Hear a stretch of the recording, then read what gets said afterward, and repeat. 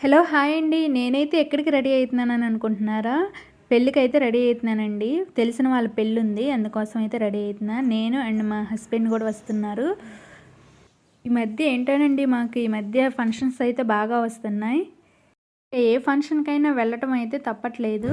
అటు నుంచి వెళ్తూ మా పెద్ద ఆడబిడ్డ ఇంటి దగ్గరైతే ఆగి తనని ఎక్కించుకొని వెళ్తున్నామండి. ఇంకా నాకు నలుగురు ఆడబిడ్డలండి. నలుగురు తర్వాత మా హస్బెండ్ అనమాట. ఇంకా ఆమెను ఎక్కించుకొని వెళ్తూ మా నాలుగో ఆడబిడ్డ దగ్గర కూడా ఆగామనమాట. తను కూడా వస్తానన్నది. తనని కూడా ఎక్కించుకొని వెళ్తూ ఇంక చివరికి మా షాప్ దగ్గరైతే ఆగామండి. ఇది మా చెప్పుల షాప్ అండి. పెళ్ళికైతే మా మావయ్య గారు కూడా వస్తున్నారండి. అందుకని షాప్ దగ్గర ఆగి మా మావయ్య గారిని ఎక్కించుకొని వెళ్తున్నాము. ఇంకా కార్‌లో అయితే మేము ఎటెళ్ళినా సరదాగా ఎంజాయ్‌గా వెళ్తామండి. డాన్సులు వేసుకుంటూ మాకింకా అదొక సరదా అనమాట. ఇంక మేమందరం ఎటెళ్ళినా అట్లా సరదాగా వెళ్తూ ఉంటామండి. ఇంక మా హస్బెండ్ ఏమో డ్రైవింగ్ చేస్తున్నారు. అలాగే మా మామయ్య గారు పక్కన కూర్చున్నారు. భద్రాచలం హైవే చూడండి ఎంత బావుందో.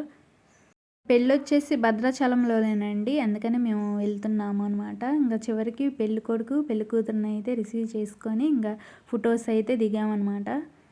మా ముస్లిమ్స్‌లో పెళ్ళంటే మాకు అత్తగారు నల్లపూసలు కడితే పెళ్ళైపోయినట్టేనండి. అంటే హస్బెండ్ కాదు, ఎవరి సంప్రదాయాలు వాళ్ళకుంటాయి కదా! అలా అనమాట.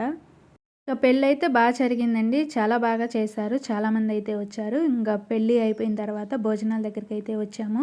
భోజనాలైతే సూపర్‌గా ఉన్నాయండి. ఈ వీడియోకైతే ఒక లైక్ చేయటం అయితే మర్చిపోవద్దు. లైక్ అండ్ సబ్స్క్రైబ్ అయితే చేసుకోండి. Okay friends, bye.